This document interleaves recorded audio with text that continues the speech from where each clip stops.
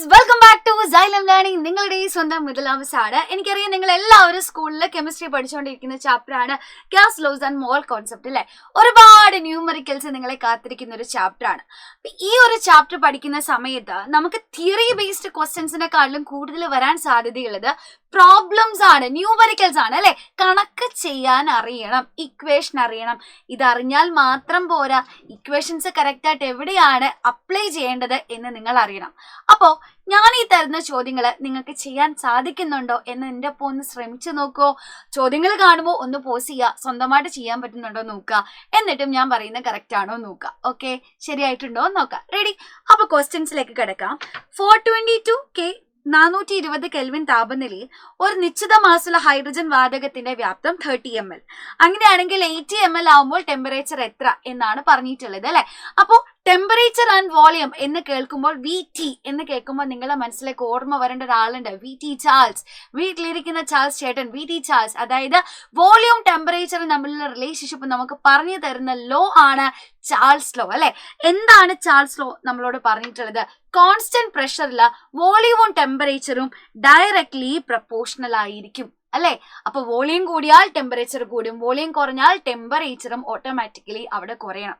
അപ്പൊ ഇവിടെ നമുക്ക് വേണ്ടത് ഇതൊന്നുമല്ല, പ്രോബ്ലം ചെയ്യാനുള്ള ഇക്വേഷൻ ആണ്. വോളിയം ടെമ്പറേച്ചർ റിലേറ്റഡ് ആയിട്ടുള്ള ഇക്വേഷൻ ഏതാണ്? ഇത് തമ്മിൽ റിലേറ്റഡ് ആയിട്ടുള്ള ഇക്വേഷൻ ആണ് V1/T1 is equal to V2/T2.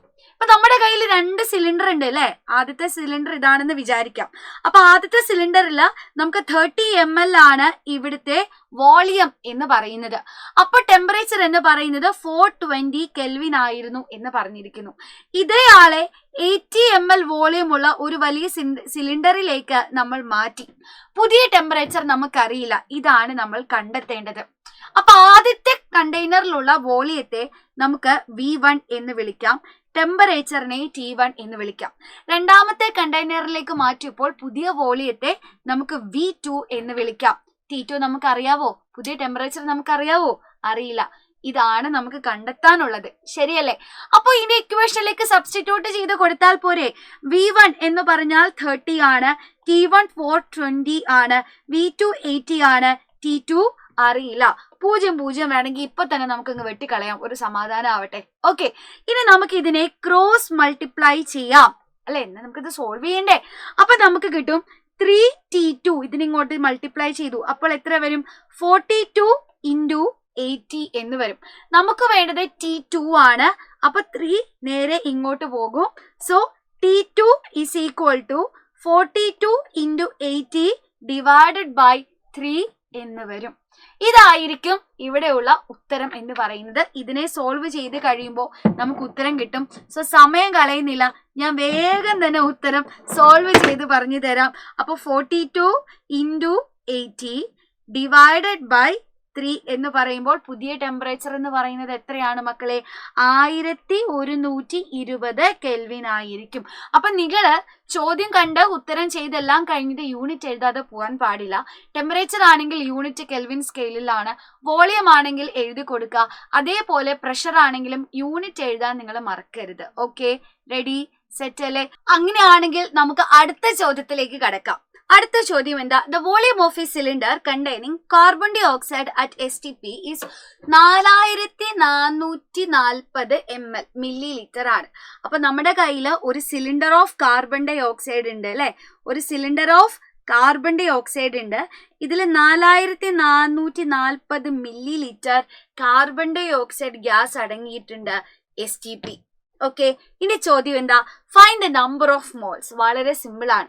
പക്ഷെ ഇവിടെ ഒരു കാര്യം നമ്മൾ ശ്രദ്ധിക്കണം, വോളിയത്തിന്റെ യൂണിറ്റ്. വോളിയം ഇവിടെ മില്ലി ലിറ്ററിലാണ് തന്നിട്ടുള്ളത് അല്ലെ. അപ്പൊ നമ്മൾ എന്ത് ചെയ്യണം? ഇതിനെ ലിറ്ററിലേക്ക് ആദ്യം തന്നെ കൺവേർട്ട് ചെയ്യണം, ശരിയല്ലേ? അപ്പോ 4440 മില്ലി ലിറ്ററിനെ ലിറ്ററിലേക്ക് ആക്കാൻ എന്താ ചെയ്യുക? ഡിവൈഡഡ് ബൈ 1000 ആണ്. സോ അപ്രോക്സിമേറ്റ്ലി 4.44 ലിറ്റർ എന്ന് കിട്ടും. അപ്പോ മക്കളെ ഒരു വോളിയം തന്നിട്ട് STPയിലുള്ള നമ്പർ ഓഫ് മോൾസ് കണ്ടെത്താൻ പറഞ്ഞാൽ നമ്മൾ എന്താ ചെയ്യേണ്ടത്? അതിന് നമ്മുടെ കയ്യിൽ ഒരു ഇക്വേഷൻ ഉണ്ട്. Number of moles is equal to തന്നിരിക്കുന്ന വോളിയം എത്രയാണോ അതേ ഡിവൈഡഡ് ബൈ 22.4 4 ചെയ്താൽ മതി. Volume in litres divided by 22.4 ചെയ്താൽ മതി. അപ്പോൾ 4.44 ഡിവൈഡഡ് ബൈ 22.4 ചെയ്ത് കഴിയുമ്പോൾ നമുക്ക് ഉത്തരം കിട്ടും. എത്രയാ വരിക? 4.44 ഡിവൈഡഡ് ബൈ 22.4 ചെയ്താൽ ഏകദേശം 0.198 മോൾസ് ആണ് ഉള്ളത്. അപ്പൊ 4.44 ലിറ്റർ കാർബൺ ഡൈ ഓക്സൈഡ് എന്ന് പറഞ്ഞാൽ അത് 0.198 മോൾസ് കാർബൺ ഡൈ ഓക്സൈഡ് ആണ് എന്നർത്ഥം. റെഡി? യെസ്. അടുത്തത്, find the mass of this carbon dioxide gas. ഇതില് എത്ര മാസ് ഉണ്ട് എന്ന് നോക്കണം. നമുക്കറിയാം ഒരു മോൾ കാർബൺ ഡൈ ഓക്സൈഡ് എന്ന് പറഞ്ഞാൽ അതിന്റെ മാസ് എത്രയാണ്? ഒരു കാർബണും 2 ഓക്സിജനും ഉണ്ട്. ഒരു കാർബൺ 12 ഗ്രാം അല്ലെ? 2 ഓക്സിജൻ പറയുമ്പോൾ 32 ഗ്രാം, രണ്ടും കൂടെ കൂട്ടുമ്പോൾ 44 ഗ്രാം. അപ്പൊ ഒരു മോൾ എന്ന് പറഞ്ഞാൽ 44 ഗ്രാം ആണ്. നമ്മുടെ കയ്യിൽ ആകെ എത്രയുള്ളൂ? 0.198 ഉള്ളൂ അല്ലെ? അത്ര മോളേ ഉള്ളൂ. സോ മാസ് കണ്ടെത്തണമെങ്കിൽ തന്നിട്ടുള്ള നമ്പർ ഓഫ് മോൾസ് എത്രയാണോ അതിനെ മോളിക്കുലാർ മാസ് കൊണ്ട് മൾട്ടിപ്ലൈ ചെയ്താൽ മാത്രം മതി. തന്നിട്ടുള്ളത് 0.198 ആണ്. ഇൻറ്റു 44 ഗ്രാം കൊണ്ട് നമ്മൾ മൾട്ടിപ്ലൈ ചെയ്യണം. അപ്പൊ നമുക്ക് എത്ര ഉത്തരം വരിക? 0.1898 ഇൻറ്റു 44 ചെയ്ത് കഴിഞ്ഞാൽ 8.712 ഗ്രാം കാർബൺ ഡൈ ഓക്സൈഡ് എന്ന് കിട്ടും. ഓക്കെ ആണോ? ഇനി അടുത്ത ചോദ്യം എന്താണ്? ഇനി പറഞ്ഞിട്ടുള്ളത് ഹൗ മെനി മോളിക്യൂൾസ് അല്ലെ? അപ്പൊ നമുക്കറിയാം മോളിക്യൂൾസിന്റെ എണ്ണം കണ്ടെത്തണം എന്നുണ്ടെങ്കിൽ നമ്മൾ എന്താ ചെയ്യേണ്ടത്? അവഗാഡ്രോ നമ്പർ കൊണ്ട് മൾട്ടിപ്ലൈ ചെയ്യണം.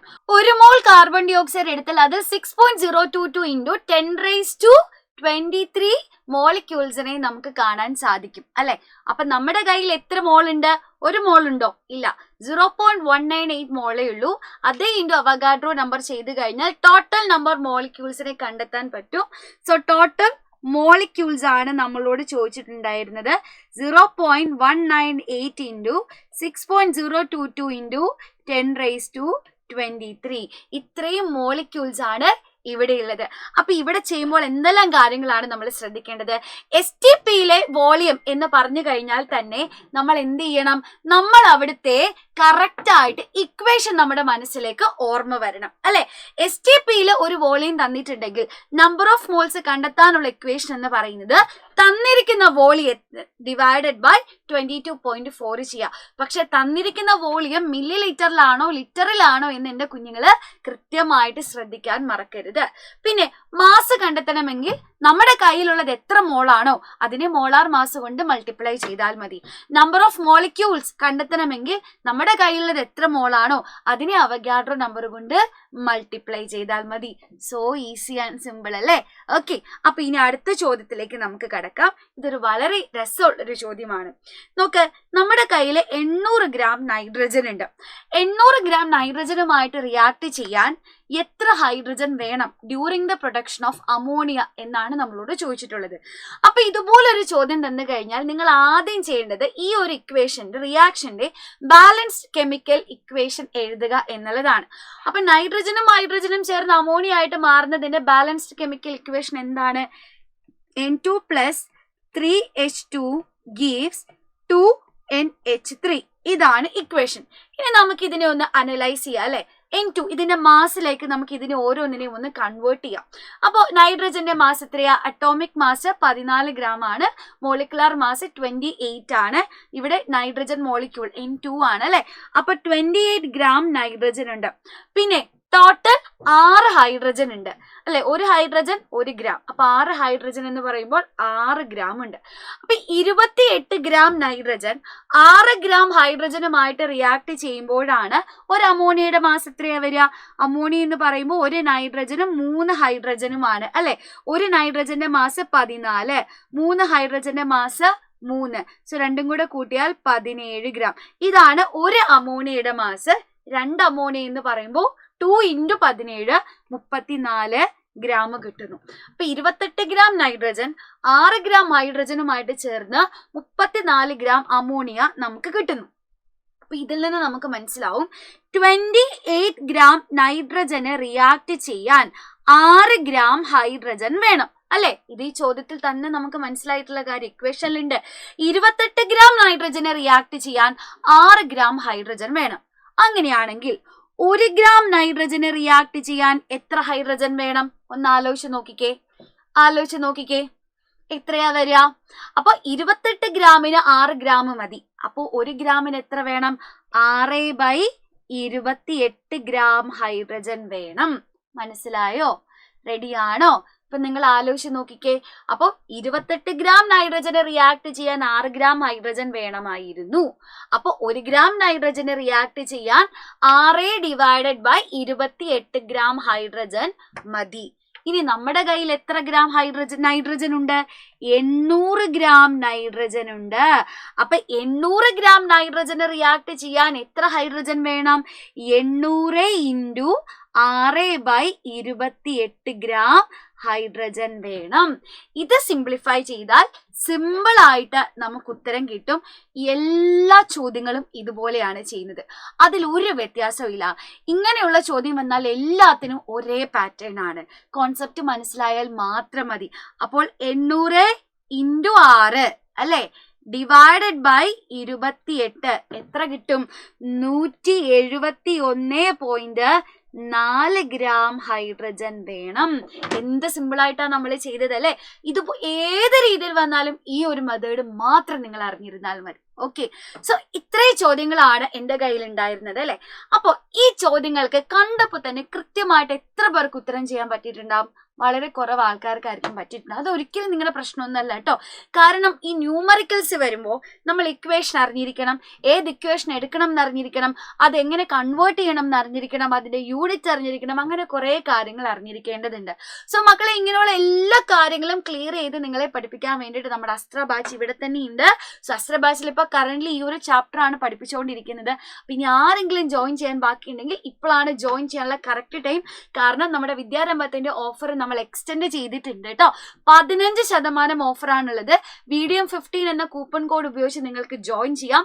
ഇപ്പൊ തന്നെ ഓൾറെഡി ലേറ്റ് ആയിട്ടുണ്ട്. ഇനിയും നിങ്ങൾ സമയം വൈകിക്കാൻ പാടില്ല. ആരെങ്കിലും ജോയിൻ ചെയ്യാൻ ബാക്കിയുണ്ടെങ്കിൽ ഉറപ്പായിട്ടും നമ്മുടെ ആപ്പിലേക്ക് വരിക.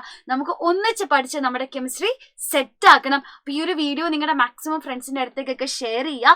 ഇതേപോലെ ചോദ്യങ്ങൾ വേണം എന്നുണ്ടെങ്കിൽ യെസ് മിസ് എന്ന് നിങ്ങൾ താഴെ കമന്റ് ചെയ്യുക with a fire emoji. So see you at Astra batch. Thank you.